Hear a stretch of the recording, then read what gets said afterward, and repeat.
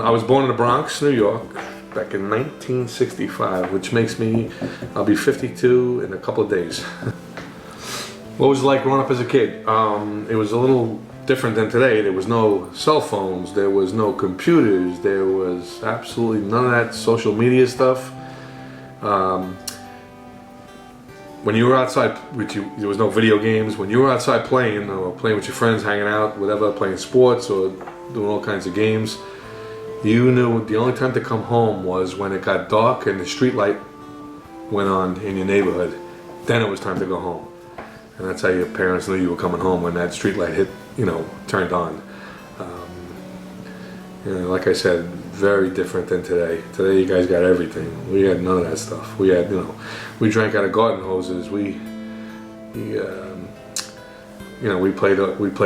never were home. It was from the morning to, sundown. We were out all day, and there was no, we had a black and white TV with a rabbit ear antenna. There was no hardly any cable. It was 4 or 5 channels. And that was it. Middle school, it was different. It was there was no middle school. It was we went to we had school from 1st grade till 8th grade. That was the school. That was not. It wasn't no middle school. It was just a school that way. When you graduated 8th grade, then you got into high school. And I went to a couple of high schools, but everything was a little rocky back then. It was tough. I was sometimes bad, sometimes good, but I moved around a little bit. But my father put me on the right track, and pretty much knew in my senior year of high school what I was going to do for a living, what was going to be my career.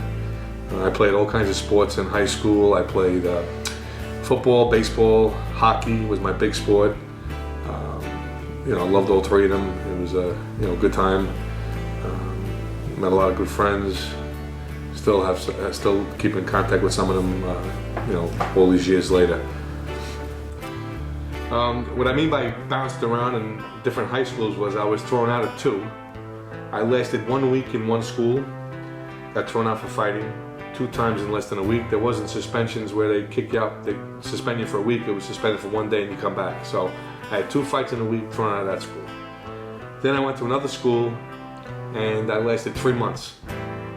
Within those 3 months, I had several fights, and I got kicked out of that school. So I kicked out 2 schools, and I was finally brought to a school in Lower Westchester, Pelham, and pretty much maybe I had 1 fight the whole almost 4 years I was there. Pretty much got, there was some fights here and there, but most of the fights were out of school, not in school. I kind of learned that, I can't keep getting kicked out of these schools. There was not much more schools left that were going to take me.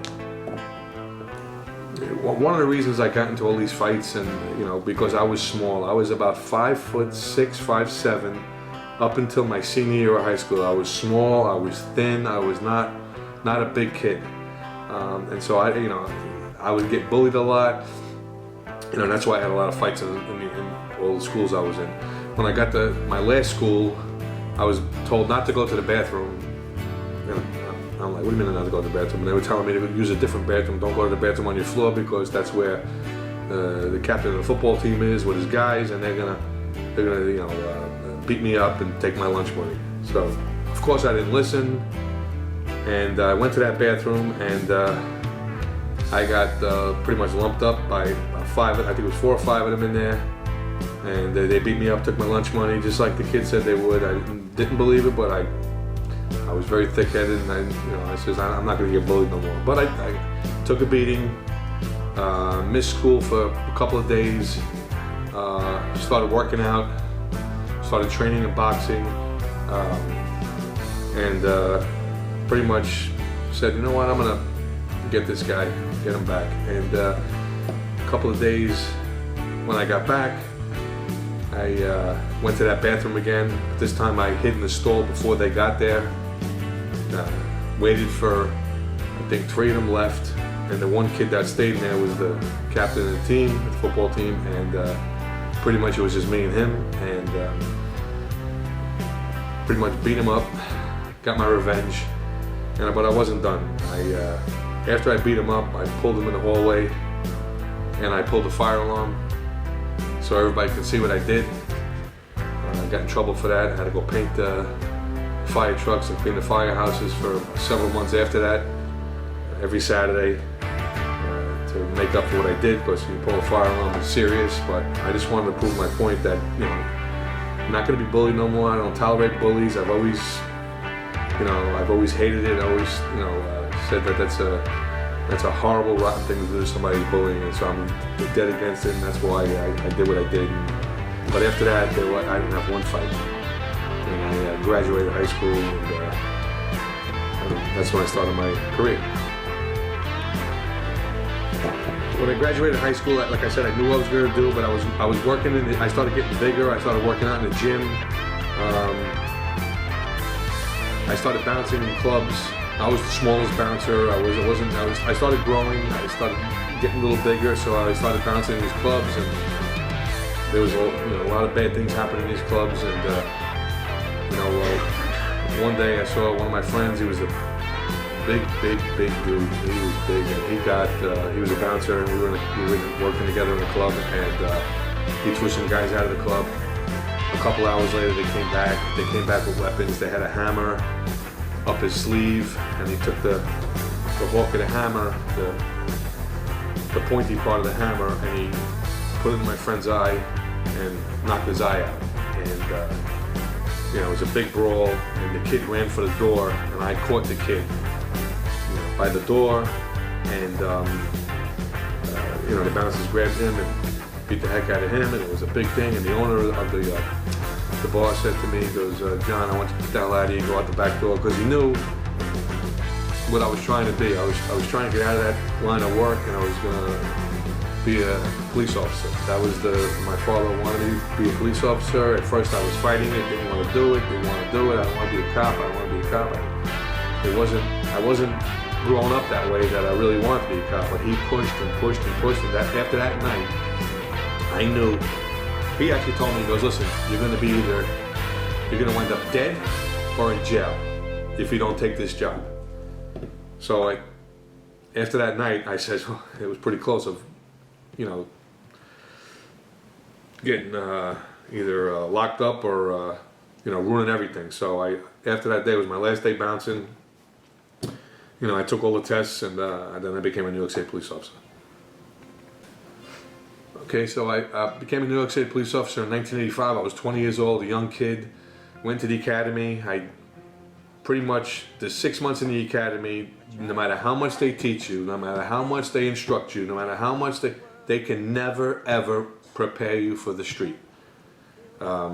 So when I was in the academy, I was a young kid. I didn't learn very much. I was like, I got through, no problem. I passed all my classes. I passed everything. I didn't fail nothing. I was, I made it out of the police academy, no problem. So 6 months after you get out of the police academy, you're assigned to it's called NSU, Neighborhood Stabilization Unit, and you're assigned to that for 6 months of training. But you're assigned, in that 6 months, you're assigned a seasoned officer or a detective that takes you out and trains you for 6 months. It's different detectives, it's different partners you have. You're in patrol cars, you're on foot posts, but that's when you really learn the job.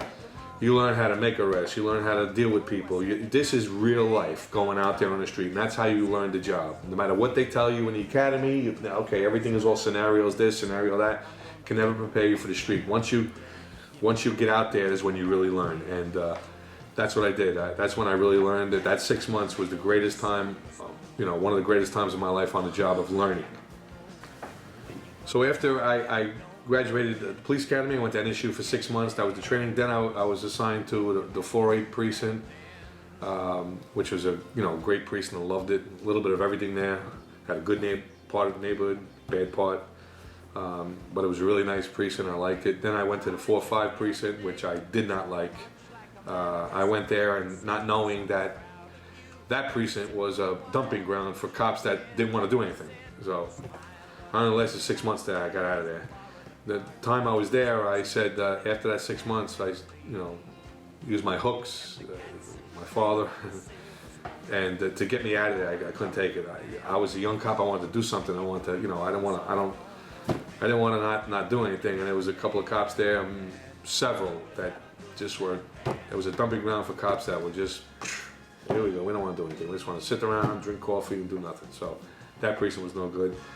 Then I went to Highway Patrol, which I spent 17 of my 20 years in, and that was the greatest part of the job. It was amazing, the stuff I did there.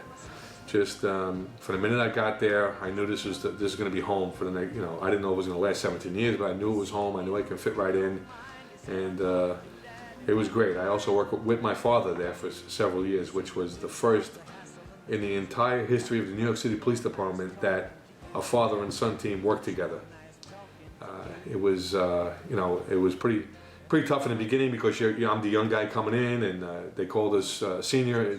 My father senior, me junior. That's how they identified us. So I had to always be in the back, you know, shadow of my dad. But I know I made him proud because when he retired, I became a training officer and a delegate, and I was delegate for several years there, taking care of the men and taking care of the building, taking care of everybody in there, and it was probably the greatest part of my career.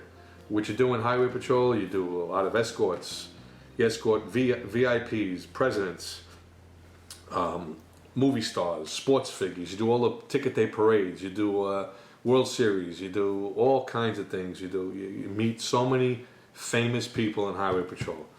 You also do a lot of DWIs where you any drunk drivers or impaired drivers, we arrest them, or we're doing a test on them. Also, we do accident investigations, which any serious accident with likely to die, someone likely to die in a bad accident, we do the investigation on it. We try and figure out how that accident happened. You know, most of the time it's speeding or it's you know, that factors in. We have all the training into doing that. Also, the big part is, you know, just like, you know, the state troopers, we're the same thing. It's the same exact thing except we do it in the city. We cover all the city. We do speeding, anybody speeding, any kind of VTL violations, which are traffic violations, we issue summonses. And, you know, so that was part of my 17 years. But like I say, by being a training officer is where I had one of my best friends I met on a job, came to Highway, and he was my partner from when he first got there. I knew this guy was going to be great. His name was Richie Taylor. He recently passed away, and he was phenomenal. Me and him used to go to the schools together and train the kids and talk to kids, and anything that we you know, did in Highway Patrol, we did together, and I used him for almost every escort. Any kind of big escort, big detail, he was the guy I'd use and I would bring with me, and you know, so that was that made it great. Making all the great friends you have, but he was one of the best. One of the hardest parts on the job, or the scariest day, it is to this day. Listen, I had shotguns pointed at me. I had, you know, I've had fight with guys with guns. I've, you know, just all that stuff that goes with being a New York City police officer. I dealt with all of that, and that wasn't anything near of what happened on 9/11. That was the scariest day, I'm telling you right now, of my life. That day, because no matter what you see on TV or hear from anybody, nobody, and I mean nobody, knew what to do down there. Nobody knew what was coming. Nobody knew what was next. Nobody knew how many more planes were up there. Nobody knew anything. You had chiefs, you had bosses telling us to go here, go there, but no one knew exactly what was going to happen. And it was a terrible. It affected me so bad that after the towers collapsed, I was down there. After the towers collapsed, walking on that street and walking over body parts that I didn't know what they were, not only freaked me out, saddened me. The sick feeling, the bottomless feeling in my stomach. I turned around. I finally got my car started because that got all messed up with the buildings collapse. I got it started, and I went to the heliport, which is by South Street Heliport. I went to wash my face, wash my hands. I got back in my car, and I drove up the FDR Drive, and I was going home. I was quitting the police department. Quitting. I didn't care. I wanted to go home and see my family. I wanted to get the hell out of here. I didn't even want to be a cop no more. So I proceeded northbound the FDR Drive. I went right by 34th Street, and my captain was southbound on FDR Drive, setting up a detour where only emergency vehicles can go south of 34th Street.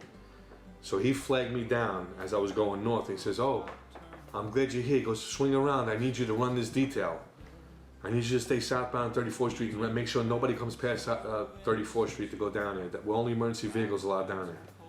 So I credit him with saving my job because I was quitting. I didn't care.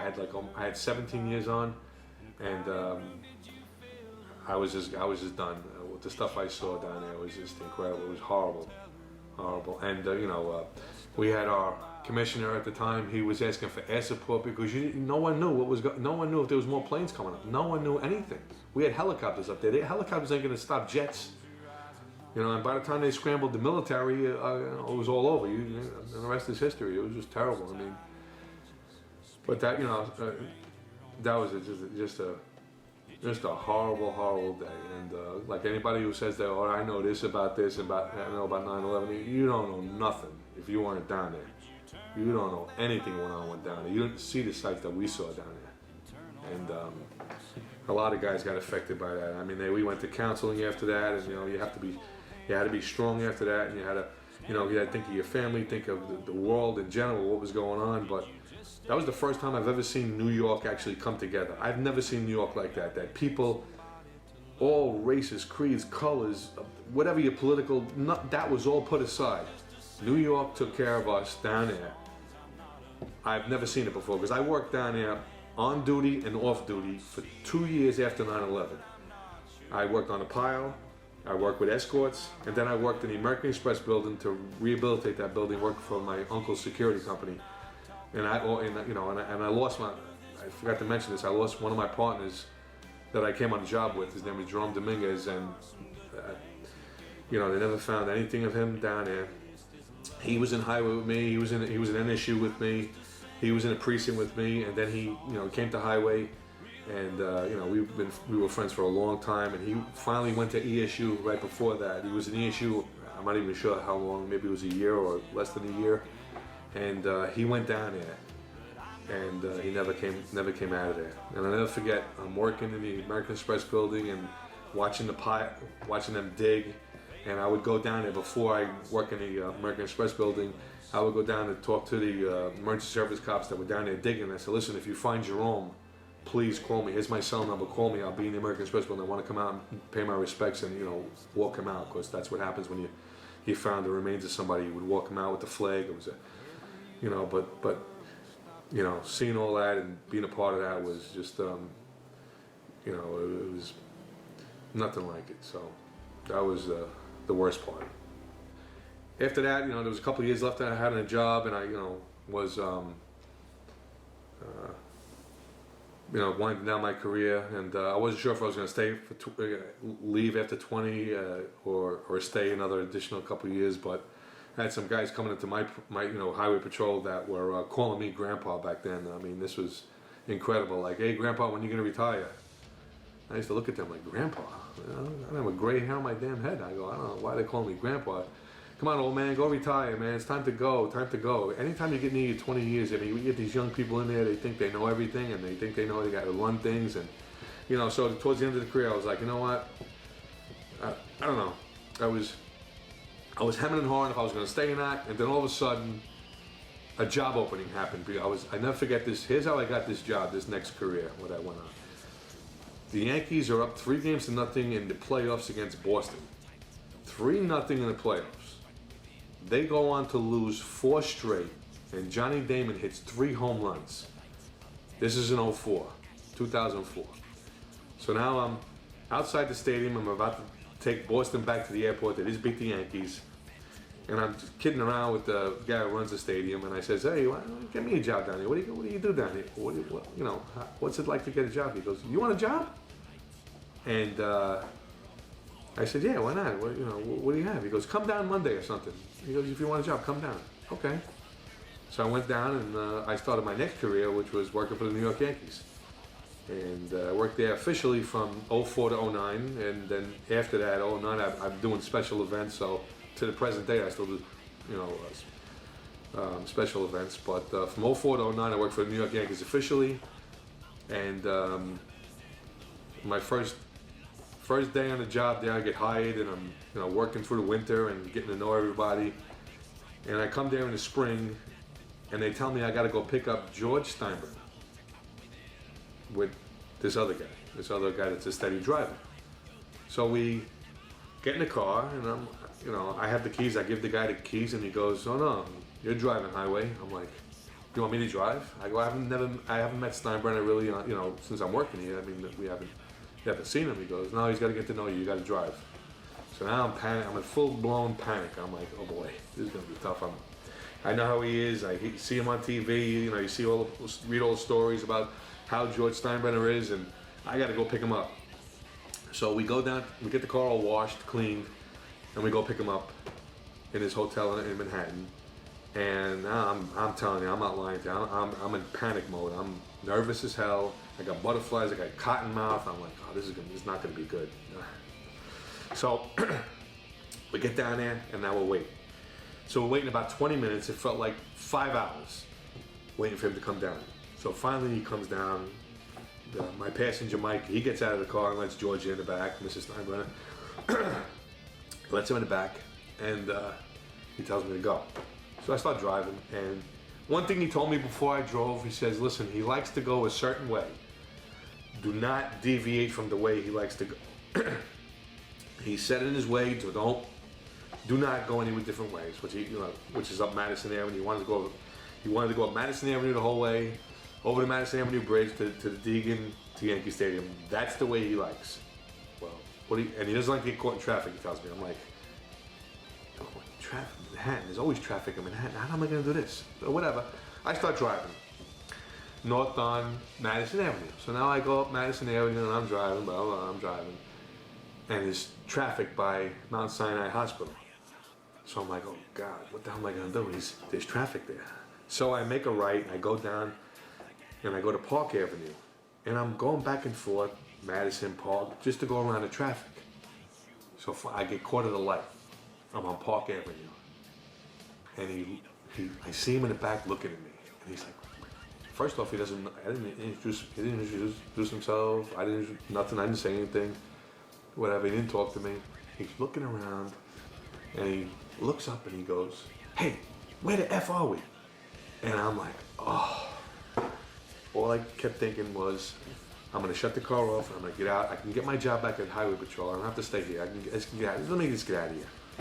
So I thought real fast and I said, oh, I'm sorry boss, I says, there's traffic on Madison. I went to Park, I'm gonna go back to Madison once we pass the traffic. He turns around and goes, who are you? And I said, my name is John. Because I retired at the Highway Patrol. He goes, oh, that's good, Big John. He goes, see the guy next to you? He would let me sit in effing traffic, that guy. He wouldn't do anything. So after that, we hit it off really good. I mean, we became close. I used to play with his grandkids, used to build Legos with them, and I used to escort him and his family. And, I did that for a little while. I did corporate security for a little while. Then I went to stadium operations / team security / I did everything there. It was, those 6 years was phenomenal. It was a great time, a great old classic organization. I ain't gonna say anything bad about them. They were very good to me, treated me and my family very well. And and then after a while, he got sick, the boss. It was hard watching him get sick and going through what he was going through in his family. And by that time in '09, I made up my mind that maybe it's time for me to move on and get something closer to home. Some of the stories at Yankee Stadium were, when taking care of the players was a big thing, the family. But the players was some things you would do for them is, you take them places, you would take them to doctors, you would take them to appointments, that's some of the things you do locally. When you go on the road is where it gets hairy, it gets tough, it's a pain in the neck. It's, you have, one guy has lobby duty, which means, you're in charge of, you got to watch, players coming in, coming out, see if they need anything, if they need you to go with them to eat or go around. It's you're balancing a $200+ million payroll, so it's a lot of stress. But I went on the same plane, same train, same buses, same hotels, on a road with them on my road trips. Phenomenal. A lot of players are great guys. Most of them are excellent. Jeter is Jeter. Exactly what you see on TV that's exactly how he is in real life. That's a perfect example. Got to know Johnny Damon really well. Got to know a lot of these players really well. They took care of me. I took care of them. I took care of their families. It was just a great time. The stories are just too many to mention. It was just so many things that had happened in that 6-year span. But it was a great time. That it was so good that 2 years into my Yankee career, I brought my best friend Richie Taylor in. Got him a job with the Yankees. They asked one day. I was getting tired of doing corporate security, and that's how I changed all my positions, because corporate security takes you away from your family a lot. You got to be available 12, 15 hours a day, and it's hard when you have kids and a wife. That it's very tough. It's because you're down in Manhattan. I lived up in here in Orange County, and you would have to take the family around all around Manhattan and stay with them all day, and it was just a tough thing. So they asked me. I said, do you need help with anything? Do you know a driver or anything? And they said, yeah. Why? You have somebody in mind? I said, yeah. My old partner Richie Taylor is looking to retire, and he's looking to get something. I go, he'd be perfect because he doesn't have any kids. His wife travels a lot, and this is a perfect spot for him. So they hired him. They brought him down. They interviewed him, hired him, and man, did he had a great career with the Yankees. I mean, he was the steady driver of Jenny Steinbrenner and the family, and he loved it, and they loved him, and it was that made everything great, because we carpooled together. We went down to the stadium together a lot of times. When he was with me, assigned to the stadium ops or team security, and then when he had to do his corporate security, he would do that, and but it was just that was some great times. So in 2009, the new stadium opened up, and that was it's like a museum. That was my last year with the Yankees, and thanks to Richie, I got a World Series ring out of the deal. I mean, he helped me out get that ring, but. In 2009 was a little different. Hal Steinbrenner took over and changed some positions down there, and I wound up doing something different, something totally different actually. And I really didn't want. I really said to myself, maybe I'll move on here, and because things weren't the best at that point, but they were they were manageable. But I'll never forget, there was one of my last days there. There was a guy that was going crazy, and he was. We were trying to get rid of him in the stadium, trying to get him out of the stadium. He was all drugged up, and in the new stadium they had these the elevators there, and the elevators had a very slippery floor. It was a rainy day, rainy night. I remember that, and we all go into the elevator, try and take this guy out of the stadium. And once the doors shut, it was like the fight of the century. This guy had superhuman strength. This guy was built like a fire hydrant. He was a short, stocky guy. He had no neck. And he took I had a 400-pound guard up in the top of Yankee Stadium, the Tiers, we used to call it. And this guy was a big dude. He took him, picked him up, and slammed him. Then he got this other guy in a headlock, and there we are fighting, and we're slipping, and we can't even stand, and it was just a mess. I wound up breaking my hand. It was just a total mess, and I really, the Yankees did the right thing. They sent me to their doctor. Their doctor paid for everything. I had surgery in Columbia Presbyterian. It was Dr. Rosenwasser. He was phenomenal. Took care of me. I didn't pay a dime out of my pocket. That's how good this organization was. So, but then like I said, towards the end of my career with the Yankees, and I was coaching football all these years in youth, and finally meeting Coach Clark at one of the signups for youth. He said to me, "Do you want to coach high school football? I'm looking for a guy." And I was like, "Yeah, I would definitely do it." So that opened up almost the same time as that opened up, as this spot in Washingtonville High School security opened up. So everything worked out. So I got that job, I got a coaching job, and I still work for the Yankees all at once, for 2008, 2009 season, and then when I knew it was too much, it was tough to keep going down to the Bronx. I finally, left the Yankees and stayed up here and continued coaching high school football, which I've been coaching. This will be year 18 for me, and this is exactly where I am now. I was able to coach my boys all throughout their high school career, all throughout their youth career, and this is the last year that I coach my youngest, and now I'm probably going to coach maybe one more year, I think, and we'll see how that goes. Yeah, this job I got with the school, I absolutely love it. It's a great time. Hanging out with the kids is probably the best thing. Helping the kids out in any way, shape, or form is what I do, is what I like to do. Make sure they're okay.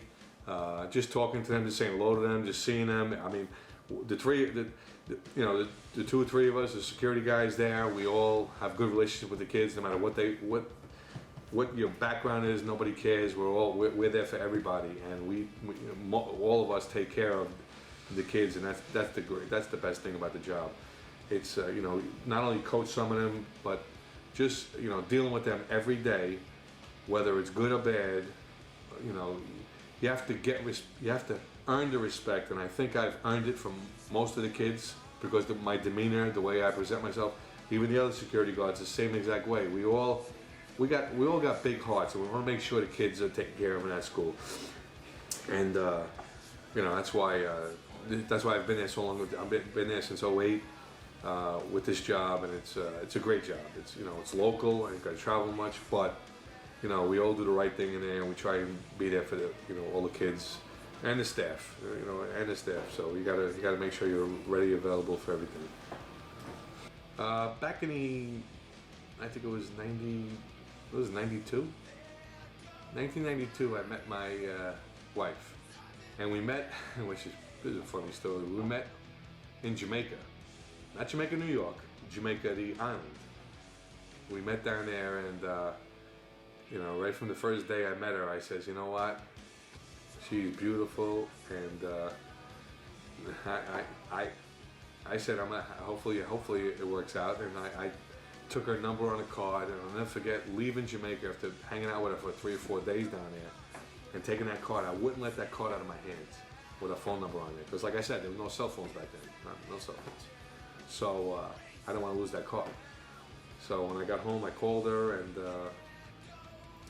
we started going out, and she lived in Rockland, I lived in the Bronx, so it was a trip to go see her every day, or 4 or 5 times a week. And I remember that they were doing construction on the Tappan Zee Bridge. I used to have to sit in 2 hours worth of traffic to get home every time I go visit her, but it was well worth it, because after going out for a little while, we got engaged, moved in together, married. We lived in Rockland, and we had my oldest was born, Nikki, and one of the greatest days of my life was getting married, having my kids. And Nikki was born. Then we moved up to up here in Washingtonville, and Joey was born. So those 3 things were the greatest things of my life right there, and and that's where we are today. I mean, I'm so proud of my family, and that's what keeps me going every day. My family. I said, this is what keeps you going, and I've worked a couple other jobs I got now, and I keep going just to make sure they're taken care of. And I failed to mention this earlier. I got to give credit to my dad, because, like I said, he's definitely my hero. And if it wasn't for him, I don't know where. Like those words he said to me, dead or locked up, he was 100% right. And to steer me in that path to being a police officer put me in this position today, because who knows what would have happened. I don't think it would have ended good. But and that's exactly where I am now.